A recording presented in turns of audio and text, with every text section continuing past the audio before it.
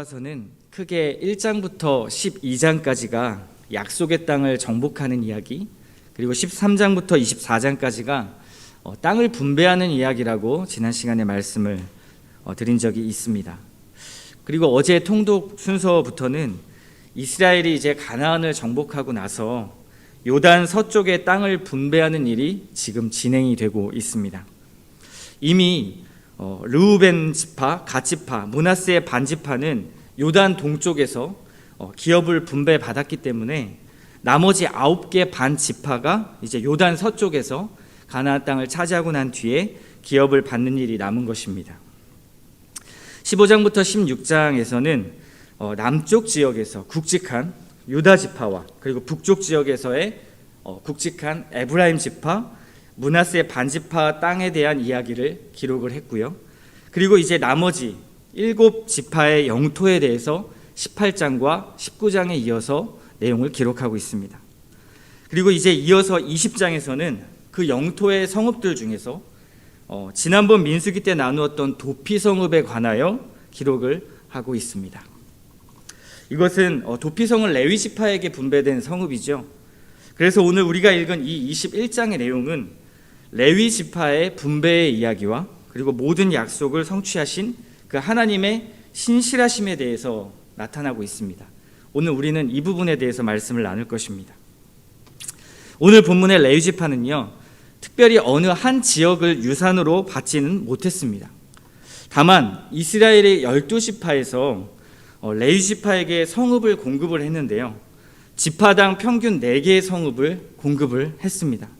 그래서 도합 48개의 성읍을 레위 지파가 분배를 받지요. 이 안에는 아까 제가 말씀드렸던 6개의 도피성이 포함되고 있습니다. 왜 레위 지파는 땅을 기업으로 받지 못하고 다른 지파들이 떼주는 성읍들을 취해야만 했을까요? 이것을 우리가 이해를 하려면 레위인에 대해서 약간의 정리가 좀 필요합니다. 창세기 46장으로 좀 돌아가 보면 야곱이 가족을 이끌고 애굽으로 내려가게 되잖아요. 그때 족보를 소개하는 장면이 있습니다. 거기서 보면 야곱의 아들 중에 레위라는 아들이 있습니다. 그 레위에게는 3명의 아들이 있었는데요, 게르손, 고핫, 므랄이라는 그런 3명의 아들이 있었습니다. 훗날 이 3명의 아들들의 후손들이 이제 자손을 번창해서 레위 지파를 구성하게 되지요. 그 중에서도 레위의 둘째 아들이었던 고핫 계열에서 태어난 아론 자손만이 제사장 직분을 감당할 수가 있었습니다. 그러니까 레위인이라고 해서 모두 제사장이 될 수 있었던 것은 아니고요, 셋째 아들 중에 둘째 아들의 계열에서만 대제사장 직분을 감당할 수 있었습니다. 그렇다면 제사장직을 수행하지 않는 레위인들은 어떤 일들을 했을까요? 제사장 직분자 외에 나머지 레위인들은요, 24개의 반열로 나뉘어서 성전에 봉사하는 직무를 수행했습니다. 20살부터 50세까지 그 일들을 수행을 했고요. 그리고 성막, 성전에 관련된 일들을 주로 담당을 했습니다. 광야 생활 때는 그들이 이동을 할 때마다 성막을 철거하는 일을 했고요. 그리고 불기둥과 구름기둥이 움직일 때마다 다시 성막을 철거하고 다시 만들고 하는 그런 성막을 세우는 일들을 했던 것이죠. 아마도 그들의 일은 굉장히 고됐을 것입니다. 그들은 때로는 언약궤를 메고 행진을 하기도 했고요. 그리고 제사장을 도와서 제사를 준비하기도 했습니다. 또 아주 중요한 일 중에 하나인데요, 백성들에게 율법을 가르쳤습니다. 그리고 나중에는 재판을 베풀기도 하지요. 때로는 성전대의 찬양을 맡아 찬양을 하기도 하고요. 그리고 성전의 문지기의 역할도 감당했습니다. 또 성전을 나중에 지을 때 건축과 수리, 감독에 이르기까지 굉장히 다방면에서 이스라엘을 이끌어가는 아주 중요한 역할을 했던 지파가 바로 이 레위 지파였습니다. 그럼에도 이러한 아주 중요한 역할을 감당함에 있어서도 레위 지파에게는 기업이 주어지지 않았던 것이죠. 특별히 한 지역을 유산으로 받지 못했던 사람들입니다. 그저 48개의 성읍만 각각 받았던 것이죠. 왜 그랬을까요? 하나님이 왜 이렇게 하셨을까요? 그들은 하나님을 기업으로 받은 자들이기 때문에 그렇습니다. 성전 맡은 자로서 하나님을 기업으로 받은 자였습니다. 여러분, 땅이 주어지는 것보다 하나님을 기업으로 받는 것 어떠십니까? 여러분이라면 만족하시겠습니까? 땅이 더 좋으시겠죠? 네, 그것이 우리의 생각입니다. 여러 지파들 사이에 흩어져 살면서 이 레위 지파들은 한 곳에 모여 있는 것이 아니라요, 여러 지파에 흩어져 살면서 그들에게 율법을 가르치고요, 하나님과의 관계를 바르게 이끌고 영적으로 그들이 건강하게 설 수 있도록 인도해야 하는 역할들이 있었습니다. 그래서 그들에게 유업은 땅이 아니라 하나님 그분만으로 만족하는 그런 하나님이 유산인 사람들이었던 것이죠. 그러니까 이스라엘에게는 굉장히 중요한 역할을 했던 사람들입니다. 하나님의 일을 가장 가까이 하면서 그들에게 중요한 것은 기업이 아니라 이스라엘 내에서 빛과 소금의 역할을 감당하는 것, 그것이 레위인들의 직무였습니다. 그러려면 이들은 한 곳에 모여서 그들만의 어떤 개토를 만들어서는 안 됩니다. 이스라엘 내에 고루고루 퍼져서 하나님의 이 선한 영향력을 끼쳐야 했던 것이죠. 요단 동편과 서편으로 분배된 각 지파의 백성들을 돌보려면 각 지파의 성읍으로 뿔뿔이 모두 흩어져야 했던 것입니다. 이 사람들은 그리고 늘 자신의 사명이 무엇인지를 인식해야 했습니다. 자신의 사명을 잊는 순간 자신뿐만 아니라 이스라엘 백성 모두가 위기에 처할 수 있기 때문이죠. 늘 백성들 안에 있으면서 깨어 있어야 했고요, 철과 병거가 아닌 하나님의 말씀으로 무장했어야만 합니다. 그래서 레위인의 역할이 굉장히 중요했던 이유 중에 하나가요, 가나안 땅을 이제 정복했잖아요. 그 가나안 땅을 정복했지만 이제 진짜 남은 전투가 있기 때문에 그렇습니다. 어떤 전투일까요? 바로 영적 전투입니다.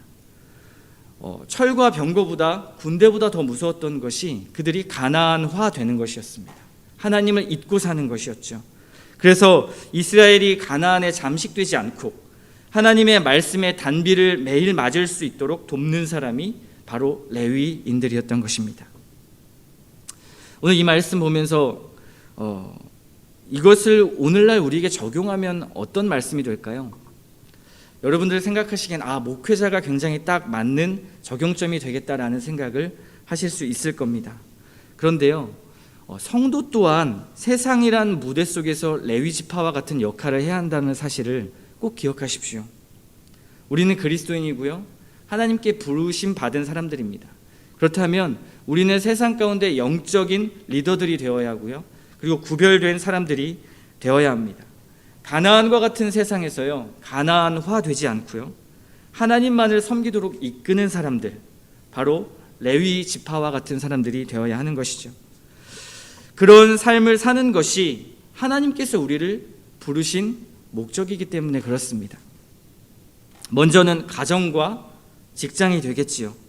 또 내 자녀들에게 이러한 역할을 감당해야 합니다. 이 직무를 잇는 순간, 그 순간 가나안화가 되는 것입니다.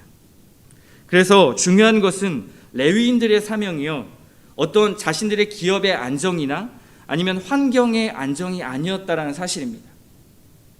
만약 우리가 레위인과 같은 사명을 받은 사람들이라면, 그렇다면 우리 또한 어떤 기업의 안정이나 환경의 안정을 위해서 살아가는 사람들이 아니라는 것이죠. 삶의 목적 자체가 완전히 다른 것입니다. 레위인들이요, 그러한 것을 찾지도 않았고요, 하나님도 그러한 목적으로 그들을 부르시지 않았습니다. 이스라엘 역시 가나안 땅에 들어가게 하신 이유도 이와 비슷합니다. 레위인뿐만 아니라 이스라엘 백성에게도 사실 하나님께서 가나안 땅으로 인도하신 이유 중에 하나가 바로 이것입니다. 이스라엘이 돈 많이 벌어서 자녀 잘 키우고 어떤 군대를 더 강력하게 키워가지고 다른 나라를 정복하고, 그리고 광야 때처럼 양식과 목마름에 불평할 일 없이 그것들을 충분히 확보하고 안전을 누리며 사는 일, 이것이 이들의 목적이었을까요? 만약에 그것이 목적이었다면 하나님께서는 가나안으로 부르시지 않았을 것입니다. 물론 우리는 돈도 벌어야 하고요, 양식을 확보해야 하는 일을 해야 합니다. 그런데 이스라엘의 사명은, 그리고 레위인들의 사명은, 그리고 우리들의 사명은 이것이 목적이 아니라는 것이죠. 세상과 거룩히 구별된 나라로, 하나님의 나라로 세상 가운데 제사장 나라가 되는 것, 그 제사장 나라가 되기 위해서 이스라엘을 부르신 것입니다. 즉 우리를 부르신 것이죠. 이것은 여호수아서 마지막 24장의 가장 중요한 메시지인 여호수아의 말에서도 드러납니다. 24장 14절 말씀인데요. 그러므로 이제는 여호와를 경외하며 온전함과 진실함으로 그를 섬기라. 너희의 조상들이 강 저쪽과 애굽에서 섬기던 신들을 치워버리고 여호와만 섬기라. 즉 하나님만 섬기라는 말이 여호수아의 마지막 호소였습니다. 어떠한 일이 있어도 눈에 보이는 무엇이 있어도 여호와 하나님의 말씀을 따르고 순종해라 라는 것이죠.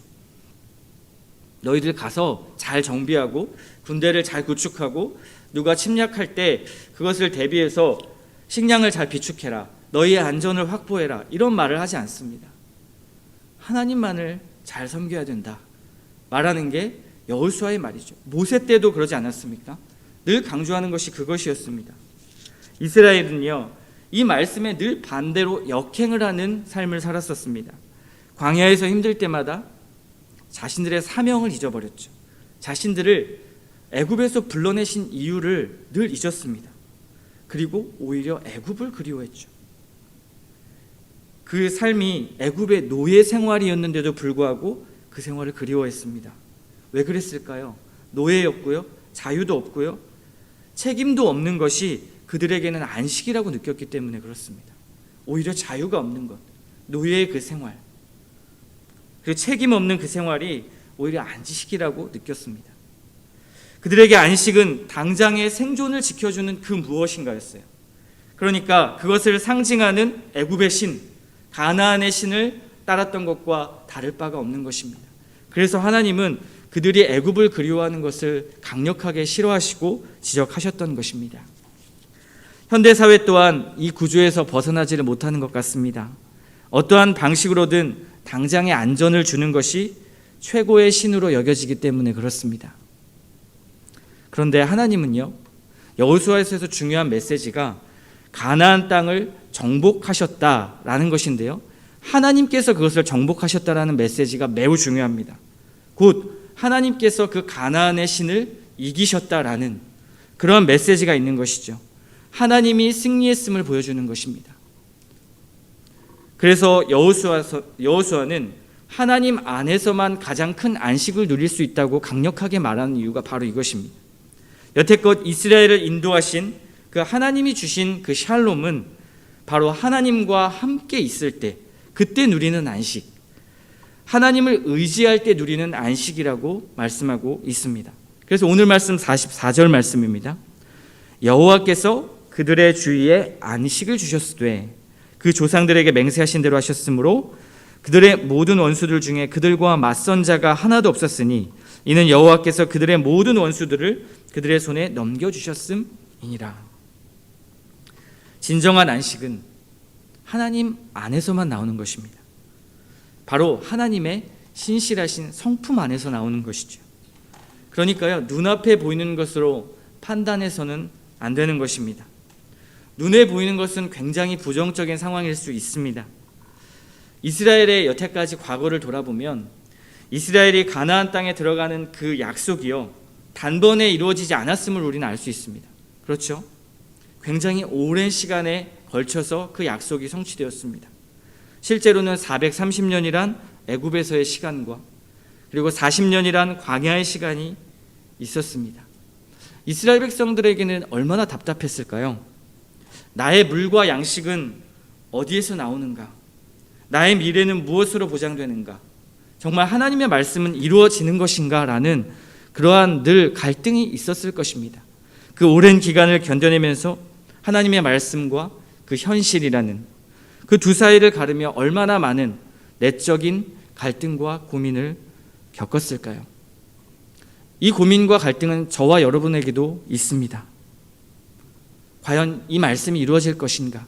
하나님께서 우리에게 베풀어 주신 그 말씀들, 정말 안전을 확보해 주시고 우리의 삶 가운데 영생을 누리게 하시고 정말 구원의 기쁨을 우리 삶 가운데 부여하셔서 세상과 다른 그런 기쁨을 우리의 신앙생활 가운데 누리게 해주신다는 그 말씀, 그 말씀이 정말 우리의 현실에 있어서 현실을 이길 수 있는 힘이 될 것인가? 이러한 많은 생각들을 하게 됩니다. 그런데 오늘 말씀 보십시오. 21장 43절 말씀에서 하나님이 말씀하십니다. 여호와께서 이스라엘의 조상들에게 맹세하사 주리라 하신 온 땅을 이와 같이 이스라엘에게 다 주셨으므로 그들이 그것을 차지하여 거기에 거주하였으니. 45절 말씀도 한번 보십시오. 여호와께서 이스라엘 족속에게 말씀하신 선한 말씀이 하나도 남음이 없이 다 응하였더라. 결국 하나님께서 그 말씀을 하나님의 때에 신실하게 이루셨습니다. 하나님은 하신 말씀을 분명히 이루십니다. 저와 여러분에게 주시겠다고 하신 하나님의 약속들을 분명히 주시는 것이죠.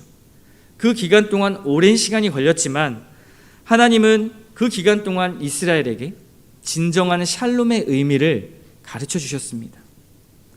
이 기간에 하나님이 어떠한 분이신지를 그들에게 보여주셨고요.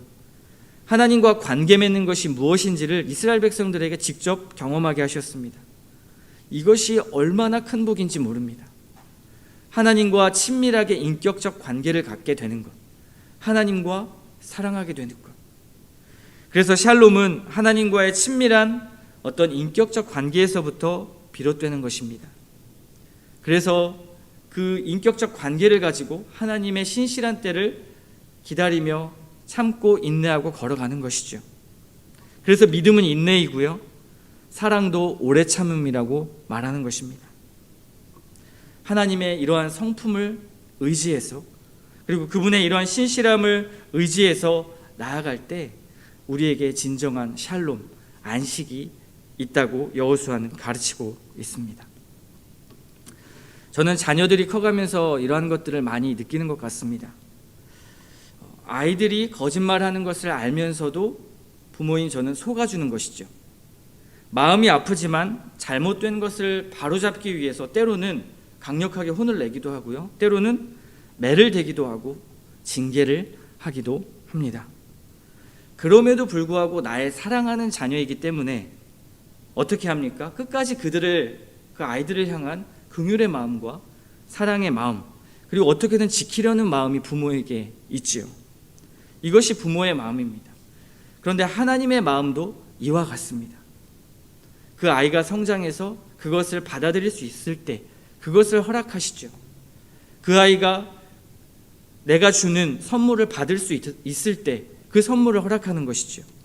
그래서 주님은 늘 우리에게 이렇게 말씀하시는 것 같습니다. 나의 마음을 좀 알아줬으면 좋겠다. 내가 너를 얼마나 사랑하고 아끼는지, 그리고 너를 위해 얼마나 많은 것들을 예비했는지를 성경을 통해서 보았으면 좋겠다. 그래, 나는 끝까지 너를 포기하지 않고 내가 말한 대로 너와의 약속을 지킬 거란다. 너는 나의 가장 사랑하는 자녀이기 때문이고 내가 너의 영원한 아버지라는 것은 변함이 없을 거란다. 그 증거가 나의 아들 예수 그리스도를 보내는 것이란다. 그러니 나를 끝까지 신뢰하렴. 가나안 땅에 오기까지 다른 측면에서 보면 이스라엘이 참고 인내한 것이 아니라요, 사실은 하나님께서 인내하신 것입니다. 우리 편에서 보면 우리가 인내하고 참고 하나님의 때를 기다리는 것 같지만, 물론 그런 측면도 있지만요, 더 중요한 것은 하나님께서 우리를 인내하고 참아주신다라는 사실입니다. 왜 그럴까요?